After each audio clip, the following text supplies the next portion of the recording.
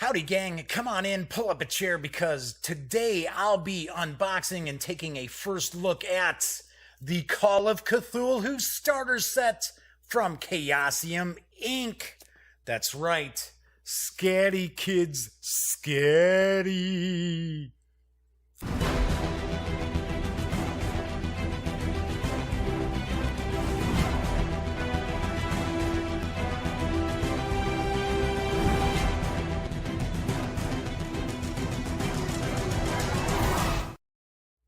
Howdy, howdy, howdy, gang. Yes, welcome aboard. I'm Jeff McAleer, Grand Poobah of thegaminggang.com. Thanks for hanging out with me today because I am going to crack open a role-playing game release I have really been chomping at the bit to be able to check out. Just a little bit of background info about myself. I have been running Call of Cthulhu since 1981. That's right, when it first came out, I was about 13 years old. I believe it was the summer before I went to high school. I picked up the 1-inch box, Call of Cthulhu, and I still remember running the Haunted House scenario, which had been in umpteen editions of CFC for years. I ran that with my brother. So I am really looking forward to seeing what we've got in this starter set. I have to be honest, I have heard some really good things, so let's take a peek. Because the Call of Cthulhu starter set is from Chaosium Inc., written by Mike Mason, with assists by his friends Paul Fricker, Keith Herber, Gavin Inglis, L.N. Isenwill, Dan Kramer, Mark Morrison, Sandy Peterson, Chris Spivey, yeah, cool, Chris Spivey, John Sullivan, and the late, great Lynn Willis. Artwork and graphic design is provided by Vandal J. Arden, Caleb Cleveland, Dean Englehart, Marcelo Gallegos, Jesus Hernández. I know I'm going to get all of these names wrong. I'm trying, kids. I'm trying. Gavin Inglis, Rachel A. Kahn, Eric Lofgren, M. Wayne Miller, Victor Manuel, Lisa Moreno, and Oliver Akai Sanfilippo. This was a late 2018 release. It includes everything you'll need to embark on a slew of Lovecraftian mythos adventure. This starter set is available now. It does carry an MSRP of $24.99. I gotta be honest, I've seen it as low as about $19 online. So if saving a few bucks is of critical importance to you, keep that in mind. So let's switch on over to the other camera. So I have to point out, if you happen to watch my live show, The Daily Dope, which airs here on YouTube Mondays through Fridays at 7 p.m. Central Time, you already know how I kind of approach my unboxings, and although that's a live show, there's some chat going on as well. I'm going to kind of approach this unboxing as well. So I do want to mention that if you are one of these folks who enjoys like a 3 to 5 minute unboxing video, this tain't gonna be for you, Dooley. Just letting you know, because I like to kind of dive in. I might go off on little tangents here and there, but that's just the way I do it. So let's take a peek. I'm gonna get the shrink wrap off here. So when I do an unboxing, it is a real unboxing. Shrink wrap and all. I have not taken really much of a peek at what's in this box. I will point out, I did do an interview with Rick Meintz from Chaosium, and there is a little B-roll where I shot a little bit of what's in this box, but I have not looked at it close up. So I'm pretty excited by this. So I'm not going to read everything on the back, but it says, a world of mystery, horror, and adventure in a box. Isn't that most role-playing games that come in boxes? This starter set contains everything you need to begin playing Call of Cthulhu, the tabletop role-playing game of mystery and horror. Players take on the role of investigators of mysteries, uncovering dark secrets, encountering strange monsters, and thwarting sinister cults. Together, you and your friends create and develop a story in which each of your characters plays a leading role, which could be foiling some dastardly plot or stopping horrors from beyond space and time. Role-playing games are a social pastime. Everyone works together in a team. Oh, I'm used to saying as a team. It's in a team. Each playing an investigation character. One player runs the game, the keeper of arcane lore, who referees the rules and presents the story and adventure plots to the other players. Think of it a bit like acting in a drama, but where there isn't a script. Dice and the rules of the game determine the success or failure of your character's actions, all while you are propelled into dramatic and nerve-tingling situations. The emphasis is on having fun. That is how I have always approached my game mastering. So let's get this opened up. Now, one thing I want to point out, this is the 1-inch box, the famous 1-inch box. Rick Meintz had mentioned to me that this was the first Chaosium product in about 25 years that was utilizing the 1-inch box, the classic. I think the last game I picked up in a 1-inch box from Chaosium may have been Masks of Nyarlathotep, the famous campaign. Right, so we've got a set of dice here. So we've got our percentile dice, 20-sider, 10-sider. Well, we got a couple of percentiles, actually. 8-sider, 6-sider, and a 4-sider. So, what's in this box? We've got Book 1, Alone Against the Flames, which has been out for a while. It is an introductory adventure for Call of Cthulhu. It is a solitaire adventure as well. Book 2 is the starter rules. Book 3 is Paper Chase and Other Adventures. So it's 3 starter scenarios. We've got some pre-gens. Looks like we got 5 pre-gens, 4 blank investigator sheets, the dice as I already showed, and player handouts. And a little read me first down on the bottom. And then a little bit of info about the Chaosium. Yes, I remember way back in the day, it was referred to as the Chaosium. So, a little advertisement for Cthulhu Chronicles, the official Call of Cthulhu interactive fiction game. It kind of talks about that, it looks like. I've heard some good things about that. It's pretty cool. So we got our blank investigator sheets. We do see that these are the 1920s era, because Call of Cthulhu, there's modern Call of Cthulhu. In fact, there are some third-party companies out there like Stygian Fox, which does some fantastic third-party modern Call of Cthulhu adventures.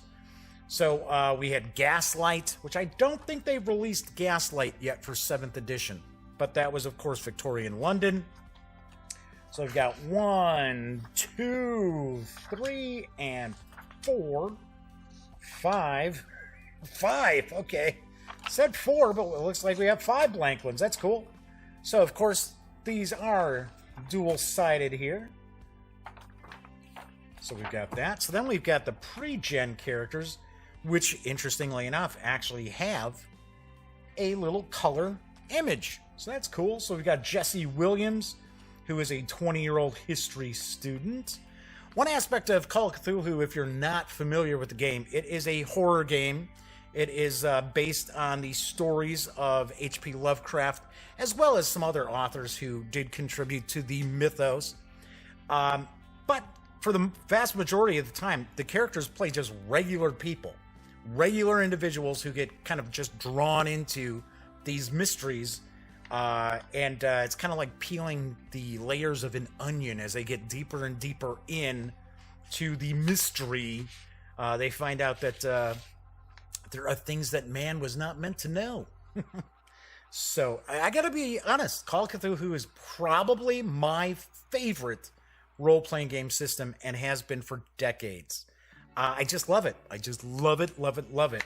So we've got the history student, Jesse Williams. We've got Kiko Kane, who is a science student. We've got Lois Russo, who is an engineering student. Looks like they're all students in the pre-gens. We've got Nevada Jones. Okay, he's an archaeology professor. Dun, dun, dun, dun, dun, dun, dun. And we've got Wentworth Avebury.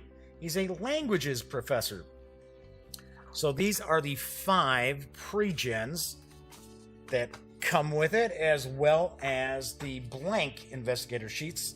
Let's take book 1 out. Alone Against the Flames. So as I mentioned before, this is a solitary adventure. Let's zoom in just a touch here, maybe. It is a solo adventure. It's really designed to kind of teach you how to run Call of Cthulhu. It gives you an idea of all the various different aspects to the game. So, do you hear the call of Cthulhu? So we get an overview of the game, talking about winners and losers. Really no winners or losers in Call of Cthulhu, unless like everybody loses. That tends to be what happens. I will point out, there are a lot of people out there who feel Call of Cthulhu is a very, very lethal role-playing game. Player characters kind of come and go. That's true to some extent. I will point out more recent editions of the game have made the game a little less lethal, but this is usually not a game where you're going to have adventurers who are going to be around for years and years and years and years. It just really does not happen, because if you think about it, the protagonist in most Lovecraft stories don't end up in a good place. So we've got the solo introductory adventure, and it looks like it's kind of along the lines of that create your own adventure style game, where we've got numbered entries, and depending on what you end up doing, or probably what your die rolls are, you will be led to another entry. So for an example here, lose 1d sanity points, 1d3, I should say sanity points, go to 13. So obviously enough, you would go to entry 13. This is actually a pretty long adventure. As far as, I mean, granted, it's not like it's a novel-sized create-your-own-adventure, but as far as a solitaire solo adventure goes, there's quite a bit to this. So just kind of flip through here. And I will point out, I'm a little bit disappointed, just a touch disappointed, that it was not a brand new solo adventure that was included in the starter set. That'd have been fantastic. That'd have been great. But it is cool that the starter set does include a solo adventure, because, as to my knowledge, there is no other beginner box or starter set or anything like that for role-playing game systems out there that actually have a solitaire adventure for you to learn the rules. And of course, you can share this with other players as well, so everybody in your group can go through to get an idea, how do you play Call of Cthulhu. So, getting close to the wrap up here. What, we got about 50 pages here is my guess. Yeah, looks like it. Probably some spoilers that you're seeing here. My apologies. But it is a page through. That's how I like to do my my previews, my first looks at role-playing games, is by actually paging through, regardless if it's a core book or an adventure. So that is book one. And what did we end up with? How many pages was that? 55. We had 55 pages there. Then we get into book two, the Introductory Rules. And I will point out that Call of Cthulhu is not a very difficult game to learn. It is based on the basic role-playing system, which is from Chaosium. A lot of people like to refer to it as a D100 system. It really got started with RuneQuest, Greg Stafford's RuneQuest, which I purchased in the original 1-inch box way back in the day. So that is what this is kind of built on. So as long as you can kind of understand the basics of the D100 system, with having different difficulty levels, so you'll actually divide your skill by 1/2, by 1/4. There's advantage and disadvantage as well. So talking about the concepts of the game, the Cthulhu Mythos, mystery and investigation, online resources. Gotta like the artwork. Artwork's pretty sweet. Pretty nicely done. Creating an investigator. So we've got information about that, which a lot of times in some of these starter sets really don't give you a whole lot of info about creating starting characters. A lot of times they're basically providing you with the pre-gen characters, and they're like, okay, well, play with these characters, get to know the game, and then by all means buy the core books and things like that so that you can create your own custom characters. So, of course, there isn't going to be tons and tons of info about the various different skills and occupations for the investigators, but there are some samples. So that's cool. So you can create some custom characters. You're not going to have to be forced to play with the pre-generated characters. So some skill descriptions is what we were passing through here. Talking about the backstory, your final touches on your character. Talking about the game system, skill rolls, and difficulty levels. That's really the main gist of the D100 system. You roll against your skills. You'll have a certain target number. So for an example, let's say your skill is 60 in read Latin, and you're trying to read something then in Latin. You're going to roll your percentile dice, and you're looking for 60 or less. Now, it is possible that maybe this is, a very obscure form of Latin. Maybe it's more difficult. So you'll actually have like a difficulty number on your character sheet that you'll have to roll less than. So for an example, if you had 60, if it's something that's difficult, it's probably going to be 30 or less. Whereas if it's something almost impossible, very rare, you're looking at probably, a quarter of that. So you're looking at 15 or less on the D100. You got Sanity. Sanity plays a very big role in Call of Cthulhu because it plays a very big role in the Lovecraft stories. I will point out, for those of you who may have some concerns about how mental illness is depicted, Chaosium has really, in more recent editions of the game, they've really addressed that as, this isn't something that you should kind of take lightly or make fun of and things like that. But for a Lovecraftian game, you have to have the concept of sanity because so many characters, so many protagonists in Lovecraft stories tend to lose their sanity and to lose their, what people feel is their grasp on reality. So we get a little info about combat, close combat, firearms, fighting maneuvers, hit points, wounds, and healing. Unlike many role-playing games out there, say a la Pathfinder or 5th edition Dungeons & Dragons, your characters don't have tons of hit points. As you improve your character, you don't get more hit points. So as I pointed out, this can be a lethal game. Call of Cthulhu is really not designed to be a big battle game. Of course, really exciting adventures always have a little bit of combat, a little bit of conflict going on. But this is not a game where your player characters are going to just go rushing in, guns blazing at every opportunity, because they will not last very long. So we've got the introductory rules. Those weren't too many, about 30 pages? 23. Jeez, not even 30. Book 3 is Paper Chase and Other Adventures. This seems to be the biggest of the books here. So we got some adventures here, so this is pretty cool. So we've got a little bit of an introduction. Got the Elder Sign.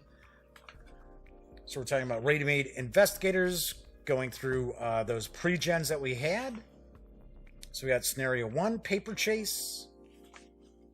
I believe most of these adventures have appeared previously. So just to point that out, I am not positive, but I think these have all appeared in previous releases. But still, you got the introductory adventure, that's a solo adventure. You got 3 more adventures in here. That's a pretty good deal. We got quite a bit going on. So just flipping on through here. Characters and monsters. Then Scenario 2, Edge of Darkness. And one thing that Call of Cthulhu has that not a lot of other role-playing games do have are handouts. You'll find a lot of handouts for the player characters, usually letters, diary entries, maps, all different things. I remember way back in the day, the Masks of Nyarlathotep campaign came with a little matchbox that you actually put together. It was pretty wild. So just kind of paging through here. These are probably going to be handouts again. So these are, looks like police records, police reports. And you'll also notice that these handouts will have a different look. They'll look like a newspaper article. They'll look like something that's been typed up. So we got the farmhouse, where everything's going down. So as you'll notice, there's a good amount of artwork throughout to give you a little bit of inspiration, but we are not being overloaded with artwork, so there is plenty of gaming material in these books. So we should have one more adventure, I believe. So we got Edge of Darkness, Characters and Monsters. Dead Man Stomp, which is a pretty famous Call of Cthulhu adventure. I have run this. For Elliot Miller and my friend Edward Ruprecht, Paul Miller. So yes, this is a classic. This is a classic Call of Cthulhu adventure. Features a little Nyarlathotep in it. But I will point out that the artwork and the map in that is all updated. This has all been updated from the original adventure, which has got to be 20, 25 years old. So pretty cool. Pretty cool. So that is going to be the third adventure here. And this is a good size adventure. If I remember right, there's a few different factions that you'll deal with who are kind of all in conflict. So pretty cool aspect where you got to kind of chart your course through these factions. So we got the stat blocks for the mobsters and monsters. And we get some ads for some other Call of Cthulhu stuff at the end of the book. So all in all, we had 77 pages to Paper Chase and Other Adventures. So then we've got some handouts, it looks like. So let's grab those. Let's take a look. As I mentioned, the different handouts will be of various different styles. So, of course, this is supposed to be a letter. This looks like these are journal entries, possibly. That is a newspaper clipping. Like I said before, I believe these are supposed to be police reports. Another report here. So that's one of the cool things about the handouts in Call of Cthulhu is they all look different. Especially, I mean, if you're creating your own adventure, you have to create your own handouts. But the published adventures that are out for Call of Cthulhu include all of this kind of stuff. For an example here, it's supposed to be like a crumpled up note that somebody's found. So that's supposed to be somebody's photograph that they've found. So very cool. Very nicely done. And these are the handouts. So we've got the handout book. We've got Paper Chase and Other Adventures. We've got the Introductory Rules. And we've got Book 1, The Solitaire Adventure, Alone Against the Flames. We've got 5 pre-generated characters and 5 blank character sheets.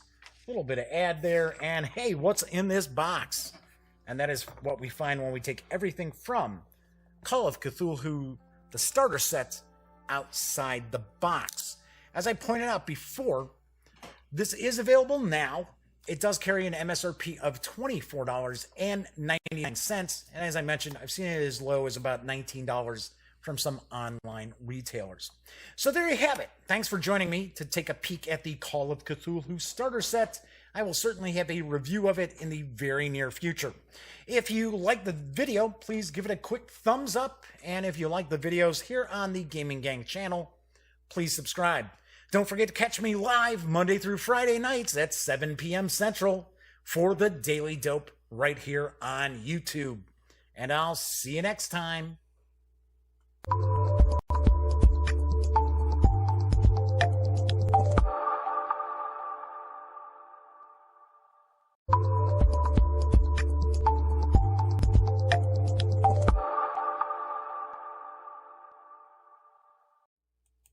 If you're ready for some more fun and you'd like to check out the latest episode of the Daily Dope, my live Monday through Friday show that airs at 7 p.m. Central right here on YouTube, click right here. And if you'd like to roll the dice and push your luck and see a randomly selected video from the channel, click right here. You pays your money, you takes your chances. Once again, I'm Jeff McAleer, and thank you for watching.